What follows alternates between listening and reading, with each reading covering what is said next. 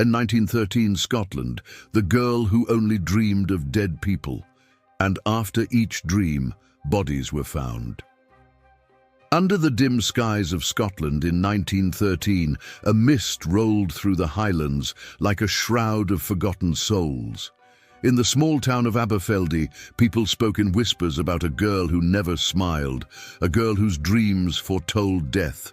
Her name was Isla McLaren, and by the time she turned 17, 6 people had died exactly as she had seen them, in her sleep. Each dream was a warning, each death a haunting fulfillment. They said Isla's eyes changed when she dreamt, from ocean blue to pale grey, like the colour of morning fog before a storm. She would wake trembling, drenched in sweat, her voice broken by terror. She would describe the faces she had seen, the way their bodies had fallen, the smell of earth and decay. Her mother would hold her close, trying to silence her words, but by dawn, the town bells would toll again. Another life taken, another prophecy fulfilled. The people of Aberfeldy grew afraid, not of death itself, but of the girl who could see it coming. Doors began to close when she passed. Mothers pulled their children away. Even the church refused to let her inside. Yet what no one knew then was that Isla's dreams were not the curse of a witch, nor the madness of a sick child. They were echoes, memories buried beneath centuries of silence, bleeding through her mind like a warning from the dead. And there was something else, something no one was supposed to know. Beneath the old McLaren estate, carved deep into the stone, was a sealed room that no one had opened for generations. Locals said it was a wine cellar, but some whispered it was a burial place, a tomb for those who had vanished without a trace during the famines of the 1800s. Every time Isla dreamt of the dead, she spoke of that same dark chamber, of footsteps echoing in a place no light could reach. One night she awoke screaming. The dream had been different, colder, sharper. In it she saw her own reflection lying lifeless among the others. Her breath quickened, and she swore she could still hear their voices calling her name. Her mother, pale and trembling, tried to calm her, but Isla's words froze the room. "They're not gone. They're waiting." As dawn broke, something strange happened. The ground near the McLaren estate began to sink. The villagers gathered in fear as a patch of soil collapsed, revealing a hidden passage. No one dared to enter, except for an old gravedigger named Duncan, who had served the family for decades. When he descended, lantern in hand, the air grew heavy, and an odor of rot and iron filled his lungs. Moments later, his scream tore through the valley, a sound so raw it silenced even the birds. He never spoke of what he saw, but his hair turned white before nightfall. The only thing he managed to say, before locking himself in his home forever, was, she wasn't dreaming. She was remembering. From that day forward, no one in Aberfeldy slept soundly again. Whispers spread that Isla was the last descendant of something unspeakable, a line bound not by blood, but by death itself. The townspeople demanded answers, but the truth lay buried far deeper than anyone dared to dig. If you think you know what happened next, think again. Because the story you're about to hear doesn't end with fear, it begins with it.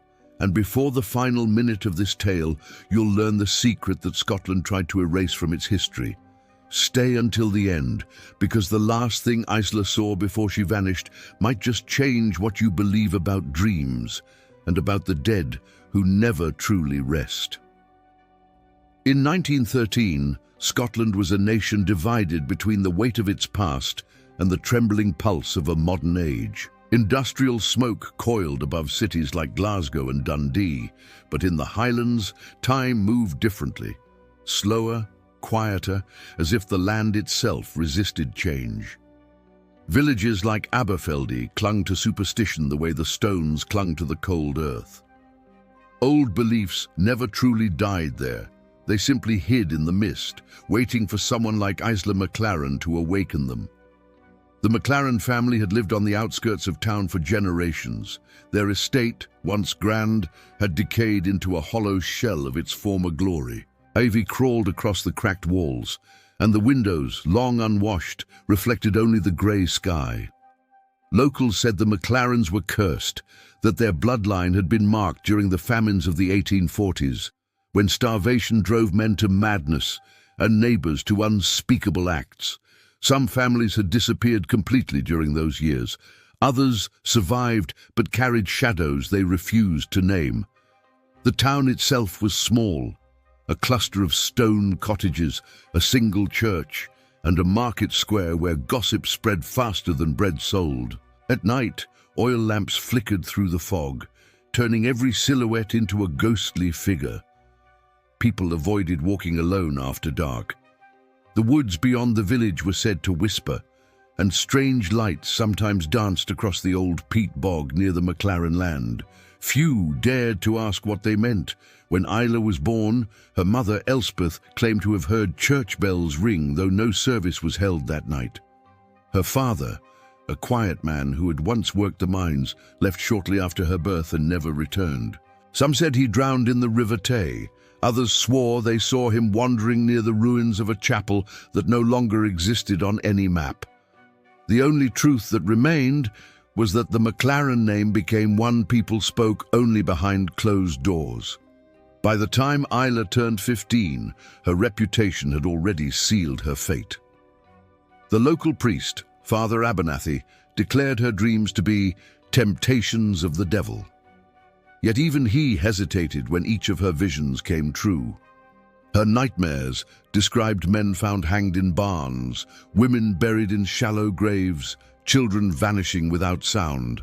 She spoke of things no one could know, the scent of a dying man's breath, the coldness of water filling his lungs. When she dreamt, she did not imagine. She witnessed. Aberfeldy's people clung to faith as their only shield. They prayed louder, they blessed their doorways with salt, but beneath the surface fear festered. Each new death left the same mark, a faint symbol carved into nearby wood or stone, shaped like a spiral coiled inward. No one recognized it, though some whispered it matched the carvings hidden in the McLaren cellar, sealed long before Isla's birth. It was a strange time to live in Scotland, when modern science tried to explain away the old world's mysteries. The newspapers were filled with talk of electric lights, automobiles and telegraphs. Yet here, in the folds of fog and heather, death still moved like a living thing. The air itself carried memory, and the soil beneath Aberfeldy's hills hid more than bones. Isla's mother often sat by the fire, clutching an old book of family records. Its pages were brittle and half-burned, as if someone had tried to destroy them long ago. Whenever Isla asked about their ancestors, Elspeth would whisper, "We come from watchers, not from dreamers." But she would never explain what that meant. The townsfolk began to talk of patterns, that the girl's dreams followed the cycles of the moon, or that they mirrored the ancient Celtic festivals marking life and death. The oldest among them remembered stories from before Christianity reached the Highlands, tales of the seers of shadow, chosen to bear the memories of the dead. None dared to speak these stories aloud now, yet they lingered like the scent of rain before a storm. And so the town existed in uneasy silence, half bound by religion, half enslaved by fear. No one could explain why the air near the McLaren estate was always colder, why animals refused to approach the old cellar door, or why some nights faint sobs could be heard beneath the floorboards.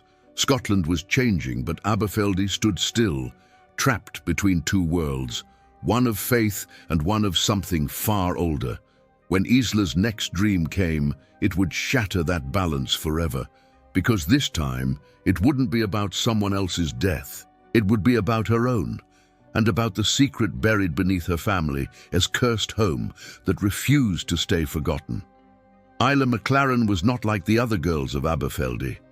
While others laughed in the market square or danced during the spring fairs, Isla walked alone, her pale figure drifting through the fog like a wandering soul. Her hair, long and black as the coal her father once mined, seemed to swallow the light around her. Her skin carried the softness of someone untouched by the sun, and her eyes, those shifting grey-blue eyes, looked as though they had seen centuries unfold. Her mother, Elspeth, had once been known for her kindness. Before tragedy hollowed her, she had been the woman who delivered babies, comforted the dying, and healed with herbs passed down through generations. But after her husband's disappearance and Isla's first dream of death, her warmth faded. Neighbors began to whisper that Elspeth had made a pact with something unholy to protect her child. They avoided her door, yet when their own children fell ill, they still came in secret, begging for her remedies.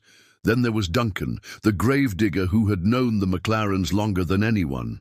His face was carved by years of wind and sorrow, his hands calloused from digging the resting places of men he once drank with.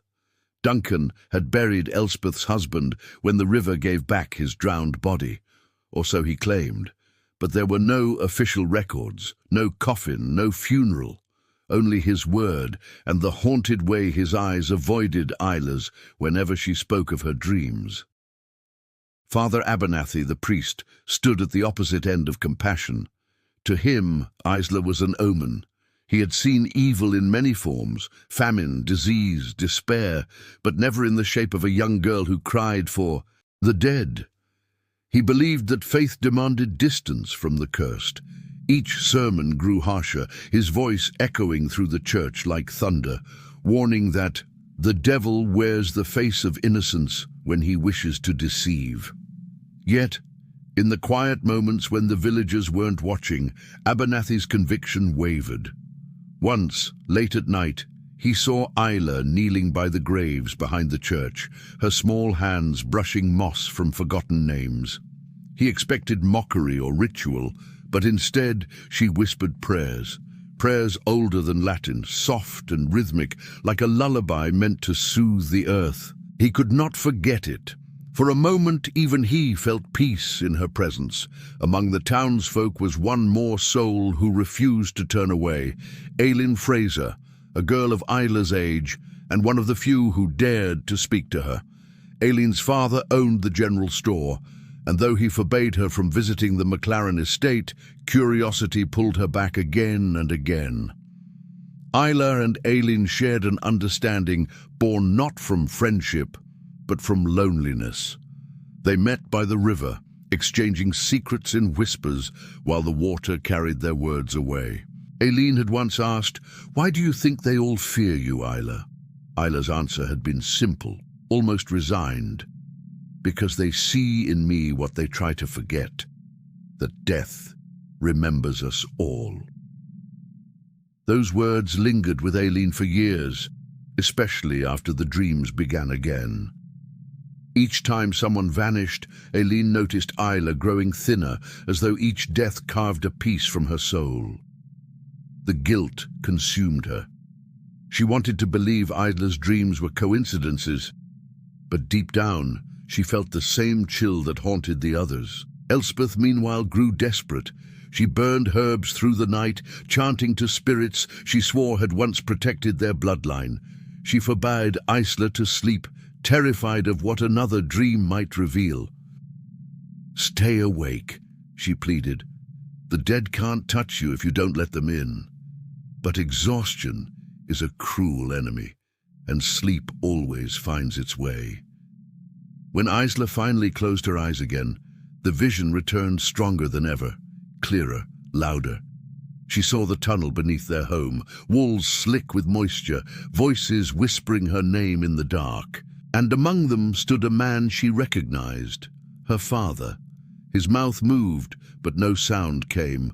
Only a single tear fell from his eye before the ground swallowed him whole. She woke screaming, and this time Elspeth didn't comfort her. She only stared, because Isla's father's ring, the one he wore the night he disappeared, was now clenched in her daughter's trembling hand. The ring was old, tarnished, and cold as stone. Its design was unlike anything Isla had ever seen. A silver band engraved with the same spiral symbol that marked the places of death in her dreams. Inside, faint letters shimmered under the candlelight. To the Watchers, we keep what the earth cannot. Elspeth's face went white when she read the inscription.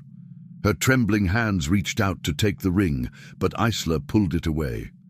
"You knew," Isla whispered, her voice trembling with both fear and betrayal. "You knew what this meant." Elspeth turned her face toward the dying fire, unable to meet her daughter's gaze. "Some truths," she murmured, "were buried to protect us, but the dead, they never stay silent forever." Outside, the wind howled against the windows, carrying with it the faint echo of a cry, human but distant, like someone calling from underground. Isla rushed to the window. The mist was thick, swirling across the fields in unnatural patterns. For a moment she thought she saw a figure standing by the old well, tall, motionless, watching. But when she blinked, it was gone. That night, Isla couldn't rest. She sat by her bed, holding the ring tightly, tracing the spiral with her thumb. The more she stared at it, the more her thoughts blurred. Whispers seeped through the walls, soft, rhythmic, almost like breathing. Then came a sound beneath the floorboards, a faint knock. 1, then 2, then 3, each strike in perfect rhythm with her heartbeat. She lit a lantern and followed the noise down the creaking hallway to the cellar door. The lock, rusted and thick, was sealed with wax. Strange markings surrounded it, the same spirals again, carved deeply into the wood, as though someone had tried to keep something inside rather than out. Her breath came in shallow gasps. She pressed her ear against the door. For a moment there was only silence. Then a whisper, so faint it was almost imagined. It sounded like her name. Elspeth's voice broke through the darkness. "Isla!" she cried, snatching her daughter's arm. "Never open that door! Never!" Her eyes were wild, terrified. "What's in there?" Isla demanded. "You can't keep me from knowing." Elspeth hesitated, her lips quivering. "It isn't what's in there that frightens me," she said softly. "It's what might come out." The following morning, Duncan appeared at their doorstep. His hands were shaking, his face ghostly pale. "I've seen it again," he muttered. "The ground behind the estate, it's sinking." Elspeth refused to let him in, but Isla stepped forward. "Show me," she said. Despite her mother's protests, she followed Duncan out to the edge of the property, where the grass was patchy and uneven. The soil had shifted, revealing a stone slab etched with the same spiral. Moss clung to its edges, and in the center a faint line suggested a door or a tomb. "It wasn't here before," Duncan whispered. "Not until last night." He placed his hand on the stone and flinched. "It's warm." Isla knelt beside it, brushing away the dirt. A strange pulse vibrated beneath her fingertips, faint but alive, like a heartbeat buried deep within the earth. She looked up at Duncan. "This isn't just ground," she said. "It's waiting." That night the dreams returned stronger than ever. She saw the same spiral glowing beneath her feet, opening into darkness. Voices called from below, countless and broken, and in the center of it all stood her father, holding out his hand. "Wake them," he whispered, "or they will come for you instead." Isla woke with a start, gasping, clutching the ring once more. For the first time, she realized that her dreams weren't warnings. They were invitations. And somewhere beneath her home, the dead were waiting for her answer. By dawn, the asylum had settled into a deceptive calm. The storm had passed, leaving the fields slick with mud and the air heavy with the smell of ozone. Inside St. Elora's, the day began like any other. The clang of metal basins, the shuffle of weary nurses, the low moans of patients waking from medicated dreams. But beneath that routine, something unseen had shifted. Evelyn felt it in the walls, in the silence between footsteps, as though the building itself was holding its breath. Dr. Hensley announced that Clara's operation would take place that evening. His tone was clinical, rehearsed, but there was a feverish gleam in his eyes. He told the staff it would be a controlled exploration of the auditory cortex, but to Evelyn it sounded more like a confession or a warning. Clara was led to her room for preparation, trembling yet eerily calm, whispering, "It's not me he wants, it's them." Evelyn tried to intervene. She went to the hospital board, pleading for a postponement, arguing that the girl's mind was fragile, her body weak. But the board members barely listened. To them, Clara was just another number in a long list of incurable cases. The asylum's funding depended on results, and Hensley's name still carried weight in medical circles. "If the procedure succeeds," one official muttered, "it will place St. Elora's at the forefront of neurological innovation." In that moment, Evelyn understood. The asylum was not a place of healing. It was a stage, and Clara was the sacrifice. When she returned to the ward, Samuel Pike was calibrating the brass instrument. Sparks danced along its coil, emitting a faint hum that seemed almost alive. Evelyn demanded to know what it did. Pike hesitated, his voice barely above a whisper. "It amplifies electrical currents, but Hensley says it can also separate frequencies, human from inhuman." He glanced toward the door. "I didn't build it for this. He's using it for something else." The injustice of it all burned through Evelyn like fire. A young woman condemned for hearing what no one else could. A doctor worshipped for silencing those who cried for help, and a system that mistook cruelty for progress. She thought of the other patients, the hollow-eyed veterans the women labeled hysterical for grieving too long, the children abandoned for being difficult. Every one of them entrusted their minds to men who believed they could carve salvation with a scalpel. As dusk approached, the asylum grew unnervingly quiet.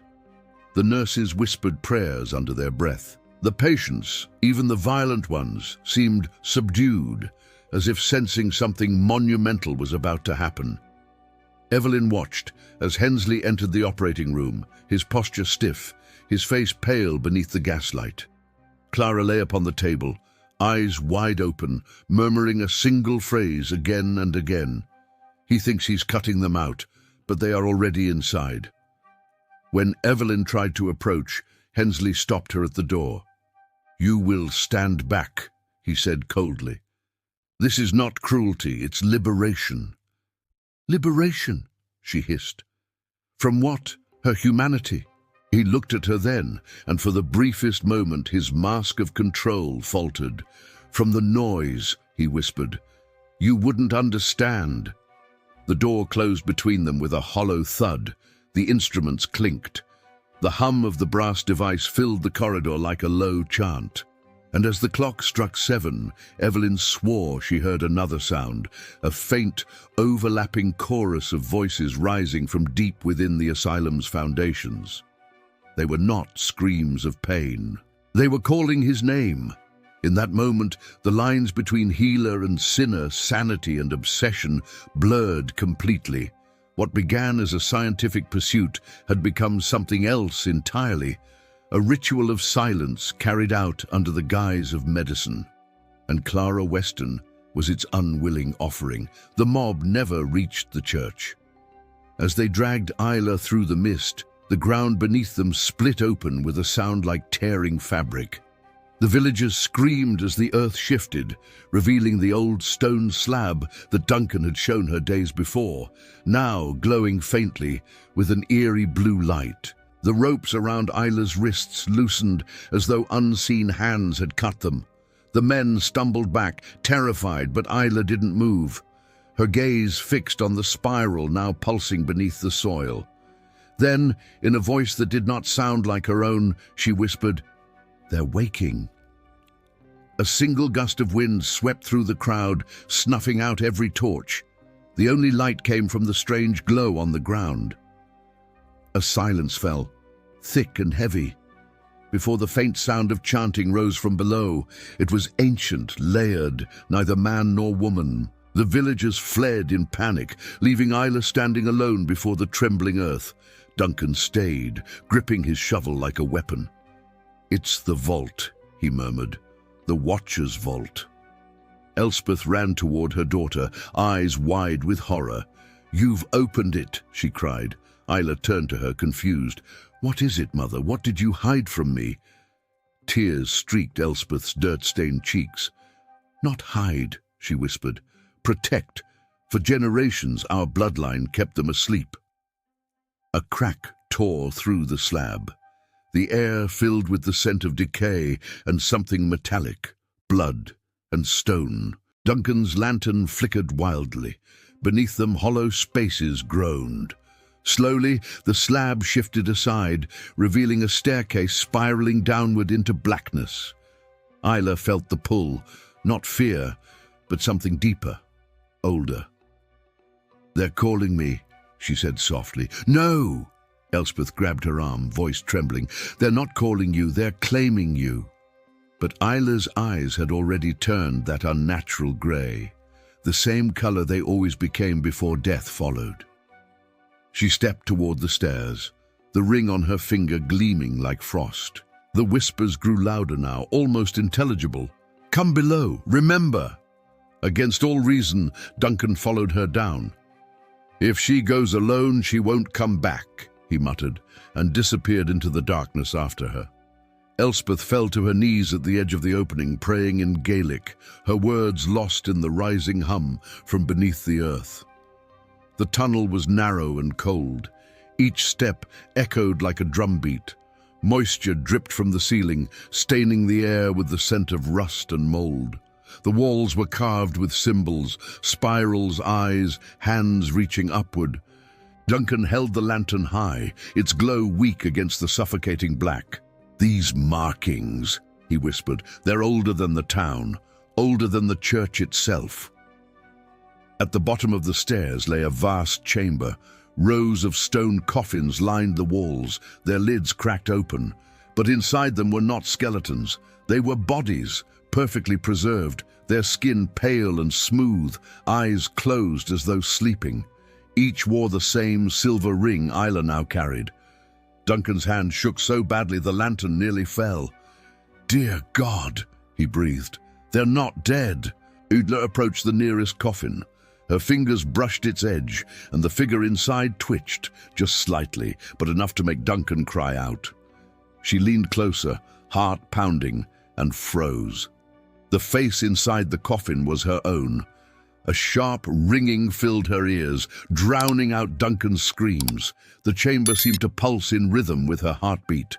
One by one, the eyes of the sleeping figures fluttered open, their pupils white and sightless. Whispers flooded her mind, thousands of voices speaking as one. "We are the Watchers, you are the vessel." She stumbled back, gasping, clutching the ring so tightly it cut her skin. "What are you?" she whispered. The voices answered in unison, soft and melodic. "We remember what the living forgot. We guard what they buried in guilt." Duncan dropped to his knees. "Isla, don't listen," he cried, but the air around her shimmered like heat. Faces emerged from the shadows, familiar faces, her father among them. "You opened the way," he said, his voice distant and broken. "Now you must finish what began centuries ago." The ground trembled, cracks racing along the floor like veins of fire. Duncan pulled Isla toward the stairs, but a cold hand gripped his wrist. He screamed, wrenching free, and the lantern shattered. Darkness swallowed them whole. In that void, Isla felt the breath of something vast moving just beyond sight, ancient, patient, and aware. The whispers turned into a single command, echoing through her skull. "Awaken us, child of memory. The world has forgotten, and it must remember." Then silence. When Duncan finally clawed his way out of the tunnel hours later, he was alone. The slab had sealed itself. The air was still. But in his palm, pressed deep into the skin, was a perfect spiral, glowing faintly, pulsing like a heartbeat that did not belong to him. The morning after the storm, the town of Greyhaven awoke to find the churchyard untouched. No sign of the hole, no broken soil, no trace of Isla or Duncan, only the faint spiral mark burned into the grass where the slab had been. The villagers whispered that God had punished the wicked, that the curse was finally buried, but Elspeth knew better. She could still hear her daughter's voice in the wind, whispering from beneath the earth. For 3 days, she refused to leave her cottage. On the 4th, she found something on her doorstep, Duncan's lantern, cracked but still warm. Inside it, instead of oil, was a folded scrap of parchment sealed with wax, bearing the spiral symbol. Her hands trembled as she broke it open. The message was written in Duncan's hand, the ink smeared as if written in haste. They were never under the ground, Elspeth. The vault wasn't a tomb. It was a mirror. A mirror. The word gnawed at her. That night, she lit every candle in her home and placed the parchment on the table. Beneath the wavering light, she noticed faint writing bleeding through the page, not from Duncan's ink, but from beneath it, as if another message had been hidden there. She held it to the flame, and ghostly words emerged. One watcher remains above. Her breath caught. The candles flickered, and for an instant she saw Isla's reflection in the window, pale, silent, standing behind her. When Elspeth turned, the room was empty. Only the cold scent of damp earth lingered in the air. The next morning, she went to the edge of the moor where the fog never lifted. There she found a single silver ring lying atop the grass, identical to the one Isla had worn. As she bent to pick it up, the ground pulsed. Not from below this time, but outward, as if something invisible was expanding across the land. The trees around her seemed to breathe. Back in the village, strange events began to unfold. Livestock were found wandering in circles, their eyes clouded white. The river ran clear one moment and red the next. The church bell rang at midnight, though no one touched the rope. Fear spread again like fever. People spoke of the second awakening, though none knew what that meant. Elspeth sought answers in the church archives. There, among decaying pages and forgotten parish records, she found a small, locked box labelled Archivum Custodes, the Watcher's Archive. Inside were sketches of spirals, maps of underground tunnels, and letters written centuries ago by the town's founders. One passage stood out. "If the seal is ever broken and the bloodline thins, the Watchers shall not rise from below. They shall return through the living." Elspeth dropped the papers, her pulse racing. A faint whisper came from behind the shelves, the same voice that once called her name when Isla was a child. She turned and saw a shadow move. Tall, familiar, impossibly thin. "Isla," she breathed. The figure tilted its head, the faint glow of the spiral pulsing in its chest. "You kept them sleeping, Mother," it said, the voice layered, ancient. But now the waking spreads. The mirror was not the end. It was the beginning.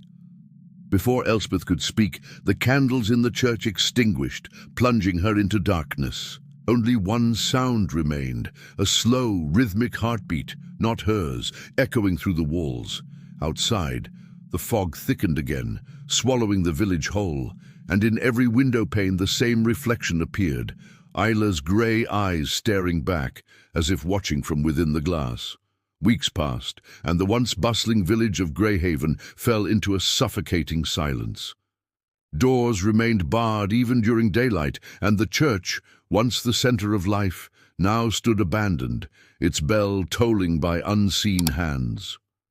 Elspeth, pale and hollow-eyed, spent her nights combing through the ancient records she had recovered from the Archivum Custodes. The more she read, the clearer and more horrifying the picture became. The curse that plagued Greyhaven had not begun with Isla. It had begun with the founders themselves, men who had sought immortality through forbidden rites of reflection. They believed that by mirroring the soul through ritual, they could split it, one part bound to flesh, the other preserved within glass. The Watchers, as they called themselves, swore to guard this power for eternity. But something went wrong. The reflections learned to move without their masters, to watch and wait. The spiral, Elspeth realized, was not a symbol of protection. It was a lock, a seal placed to contain the living reflections beneath the soil. When Duncan opened the slab, when Isla touched the sigil and dreamt of the faces. Gork or to blame, but to confront the stories revealed through Isla and the Watchers. Families who had buried secrets in silence were forced to speak aloud the injustices they had witnessed or perpetrated.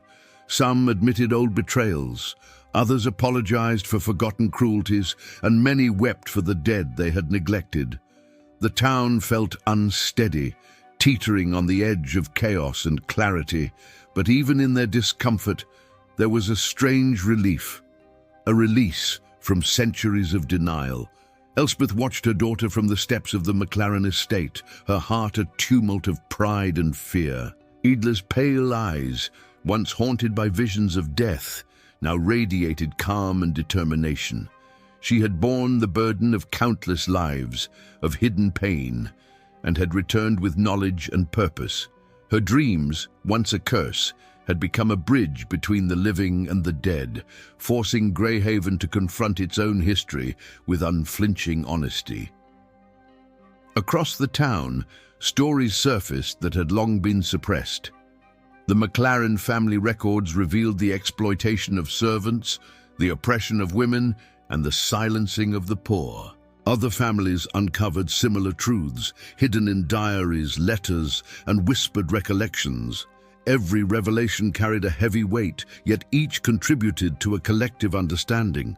The past could no longer be ignored. Children, previously shielded from tales of sorrow, listened with wide eyes as elders recounted events they had never dared to speak of.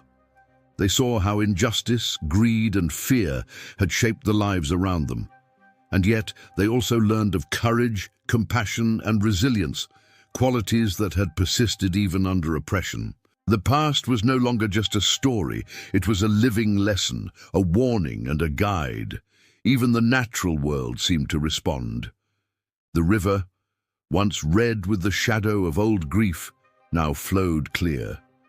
The trees along the moor whispered softly with the wind, their leaves catching the sunlight in a dance of quiet remembrance. Animals returned to the fields near the McLaren estate, sensing perhaps the lifting of a long-standing tension, as if the land itself had been waiting for acknowledgement and justice. Isla, standing among the people, felt the weight of every story she had carried. She understood that memory was not passive. It demanded recognition. It demanded change. Each whispered confession, each tear, each acknowledgement of wrongdoing was a step toward balance. The town's collective conscience had been awakened, and though the process was painful, it was necessary. And in the stillness of that morning, Elspeth realized a profound truth. History, no matter how dark or hidden, is not merely to be feared. It is to be remembered, learned from, and honored. The dead, once silent, had spoken through Isla, and the living had finally listened. Greyhaven would carry the scars of its past forever, but it would also carry understanding. And through the girl who once dreamt only of death, the town discovered a new form of life, one grounded not in ignorance or denial, but in truth, remembrance, and the unbreakable connection between the past and the present. The morning after the Watchers dispersed, Greyhaven was a town transformed. The fog still clung to the streets, but it no longer carried only fear. It carried awareness. Windows reflected not just the faces of the living, but the echoes of those long silenced. And every reflection seemed to whisper truths that had been hidden for generations. The villagers could no longer ignore the past. Its weight pressed upon them, unavoidable and undeniable. People gathered in the square for the first time in weeks, not to gawk or to blame, but to confront the stories revealed through Isla and the Watchers. Families who had buried secrets in silence were forced to speak aloud the injustices they had witnessed or perpetrated. Some admitted old betrayals, others apologized for forgotten cruelties, and many wept for the dead they had neglected. The town felt unsteady, teetering on the edge of chaos and clarity, but even in their discomfort, there was a strange relief, a release from centuries of denial. Elspeth watched her daughter from the steps of the McLaren estate, her heart a tumult of pride and fear. Isla's pale eyes, once haunted by visions of death, now radiated calm and determination. She had borne the burden of countless lives, of hidden pain, and had returned with knowledge and purpose. Her dreams, once a curse, had become a bridge between the living and the dead, forcing Greyhaven to confront its own history with unflinching honesty. Across the town, stories surfaced that had long been suppressed. The McLaren family records revealed the exploitation of servants, the oppression of women, and the silencing of the poor. Other families uncovered similar truths, hidden in diaries, letters, and whispered recollections. Every revelation carried a heavy weight, yet each contributed to a collective understanding. The past could no longer be ignored. Children, previously shielded from tales of sorrow, listened with wide eyes as elders recounted events they had never dared to speak of. They saw how injustice, greed, and fear had shaped the lives around them.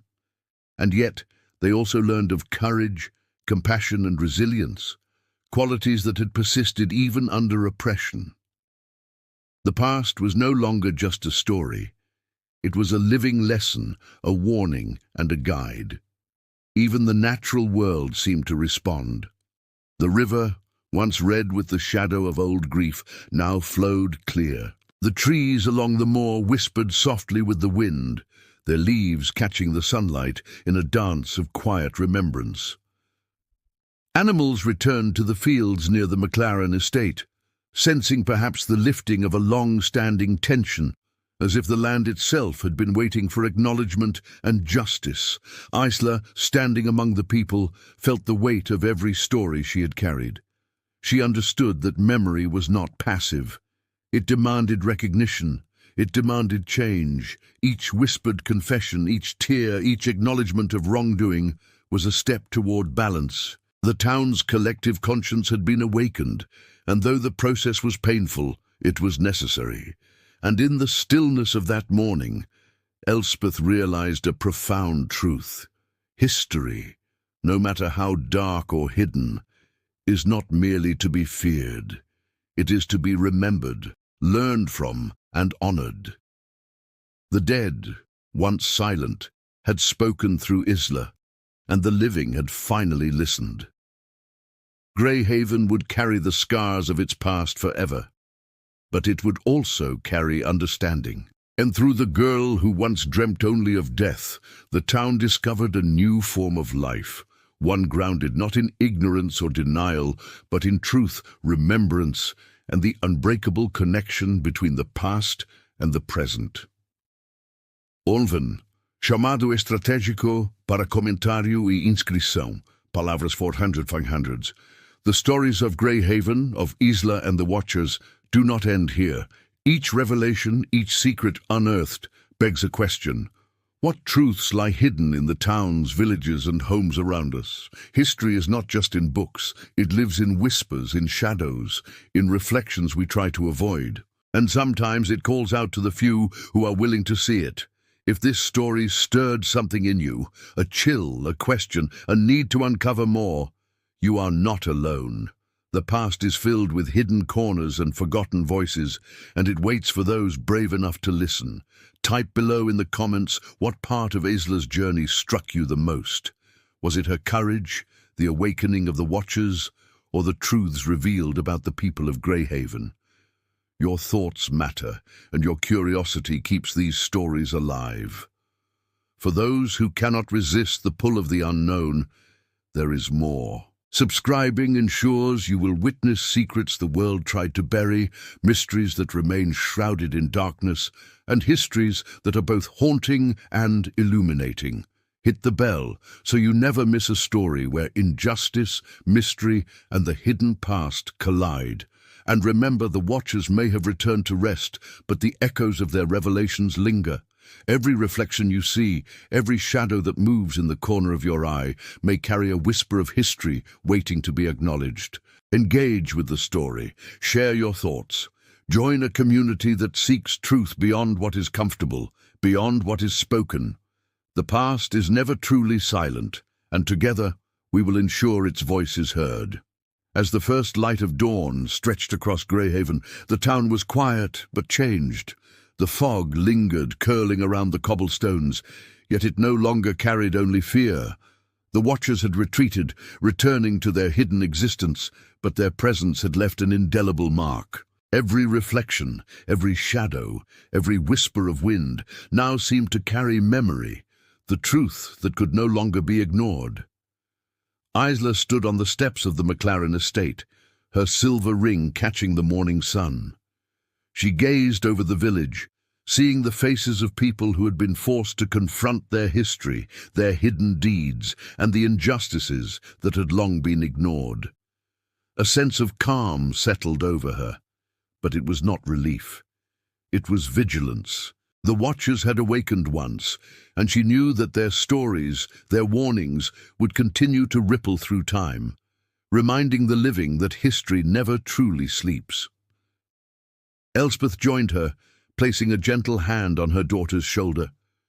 "You've carried so much, my child," she whispered, "and yet you've given them a chance to see the truth." Isla nodded, her expression steady. "We cannot change the past," she said softly, "but we can ensure it is remembered, and that memory is powerful." The village slowly came to life again, but with a cautious rhythm. Conversations were hushed, glances lingering on windows and mirrors. People avoided some places, approached others with curiosity. Greyhaven had learned that, underground, she had not awakened the dead. She had freed what the founders had trapped centuries ago. In the back of one record, Elspeth found a list of names, the original Watchers. Each name was followed by a mark, a spiral carved into parchment. But at the very bottom of the list, the handwriting changed. A new name had been added years later, in fresh ink: Isla McLaren. Elspeth's heart froze. Her daughter's name, written as if the prophecy had always known her. She read on, trembling, and discovered a final line: "The blood of the Watcher returns through the mother." That night, she dreamt of the mirror again. The same one Isla had seen, but this time she was the reflection. From the other side of the glass, Isla stared back, whispering words Elspeth couldn't understand. Behind her daughter, shadows moved. Dozens of faces pressed against the mirror's surface, eyes open, whispering her name. When she woke, she found her hands were wet, not with sweat, but with river water. And beside her bed, the mirror on the wall was cracked in the same spiral pattern as the sigil. Desperate for answers, Elspeth sought out the last man in town who still dared to speak of the old days, Father Abernathy. She found him in the rectory, his once proud figure hunched and trembling. "You knew," she accused, "you knew what they buried beneath this land." Abernathy's eyes were clouded with terror. "You think this curse began here?" he rasped. "Greyhaven was built because of it. This town is not a place, it's a prison." He told her that centuries ago the founders fled another village, one that had vanished completely, its people consumed by the reflections they had created. They rebuilt Greyhaven on sacred ground, using the old rites to bind the mirror realm below the surface. The spiral was their key, and each generation bore its mark in secret. "Elspeth," he whispered, clutching her arm, "your family was chosen to guard the seal. Isla was never cursed. She was called." The candles flickered violently, and in that moment the church windows shuddered. Every pane of glass rippled as if breathing. Abernathy turned pale. "They're listening," he whispered. Then with a deafening crack, every mirror and window in the rectory shattered. Glass rained down like frozen rain, and Elspeth saw dozens of eyes staring from each shard. watching her, reflecting her own horror back at her.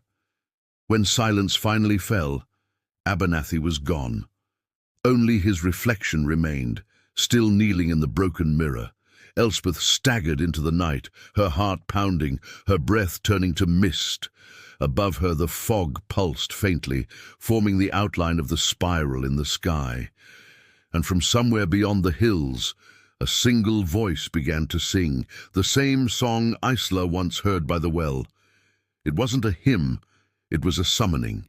The Watchers were not trapped anymore. They were returning, and Greyhaven's mirrors were their gates. The night air was thick with fog, heavy as a shroud over Greyhaven.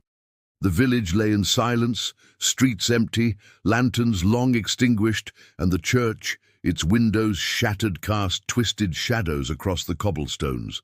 The spiral that had haunted the MacLaren family for generations glowed faintly on the ground, pulsing like a heartbeat. Somewhere beneath the earth, the Watchers stirred, ready to cross into the world of the living. Idla stood at the edge of the MacLaren estate, the silver ring on her finger gleaming in the cold moonlight. Her eyes were the unnatural grey of her dreams, deep and unyielding, reflecting the ghosts that awaited her.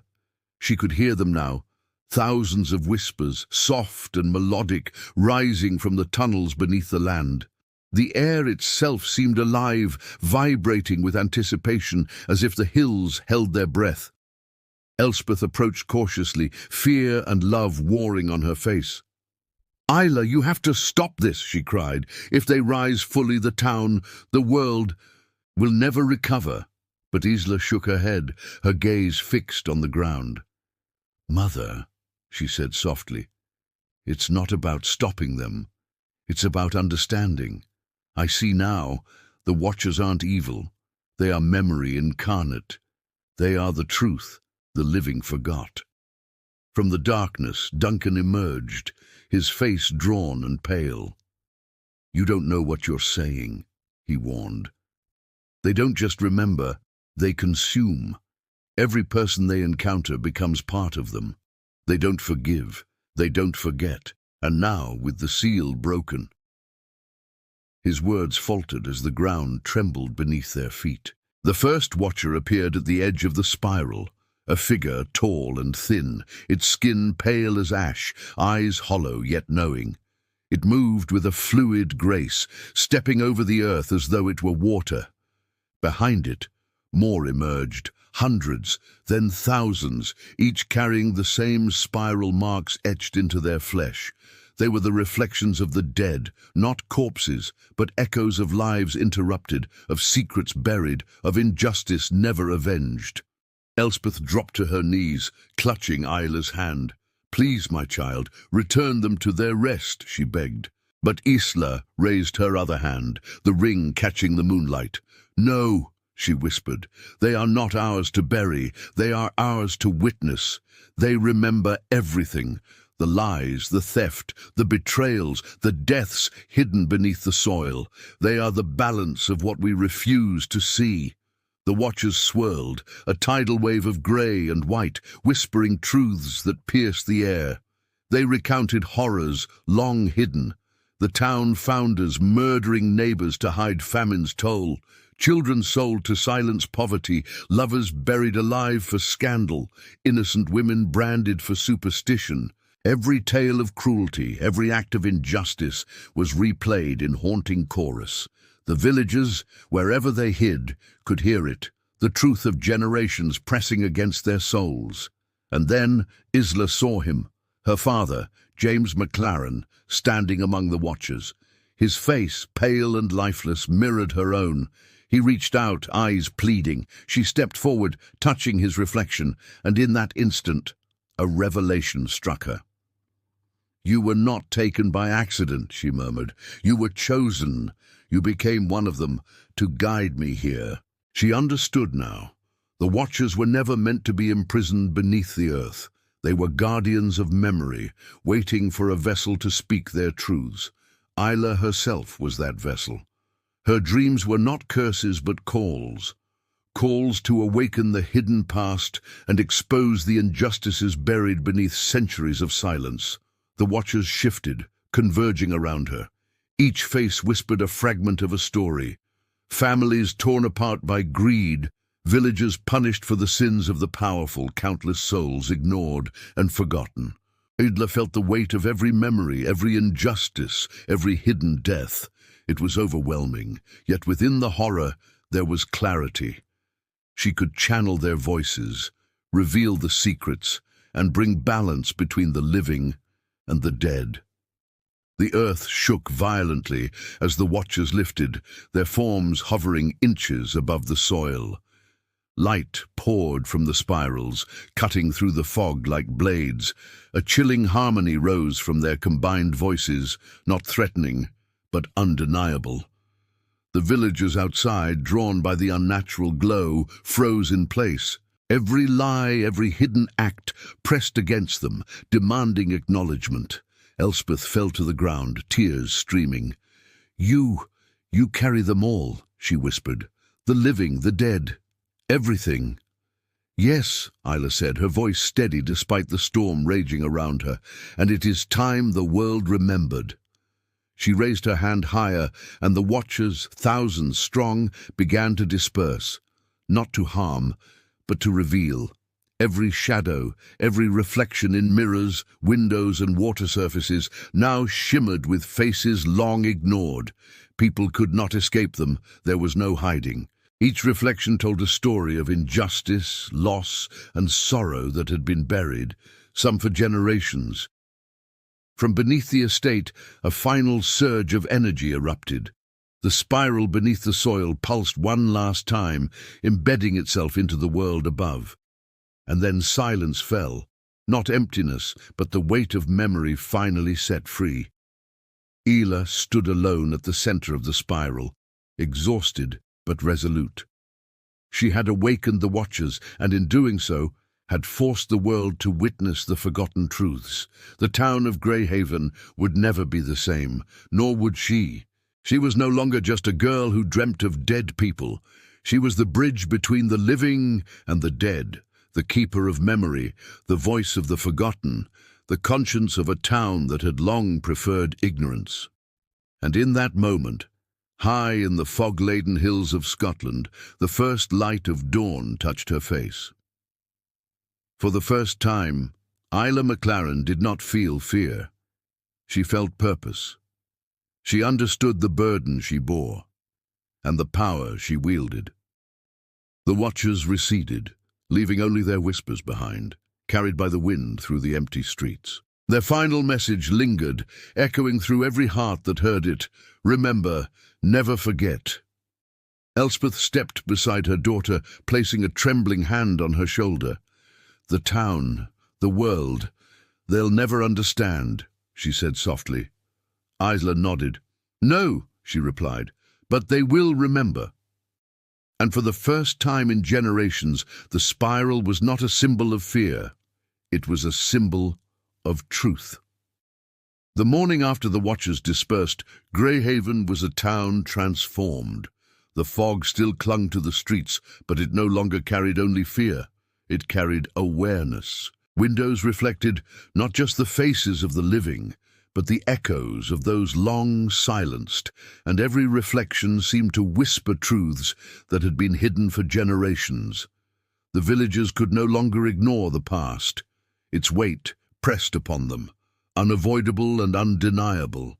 People gathered in the square for the first time in weeks, not beneath familiar ground.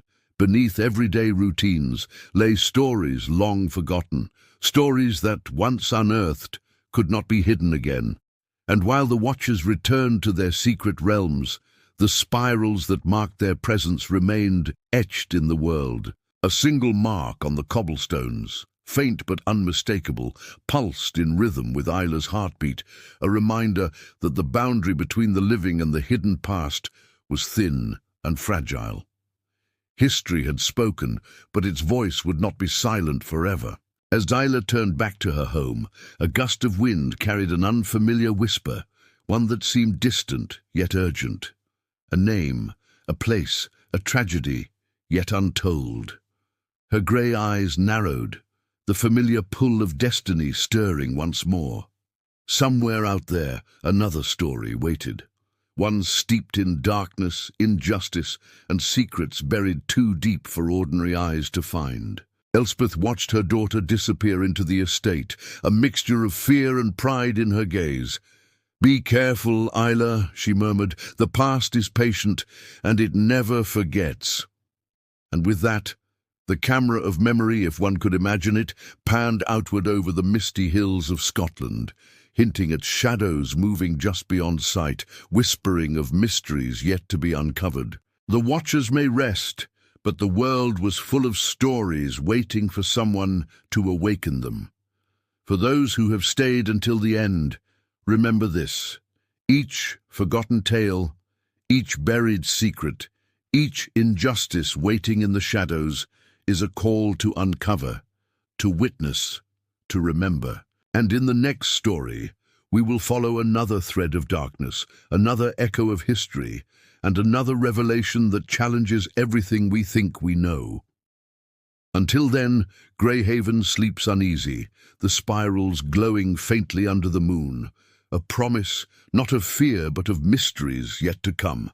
And Isla McLaren, the girl who once dreamed of the dead, will be ready to answer the call again.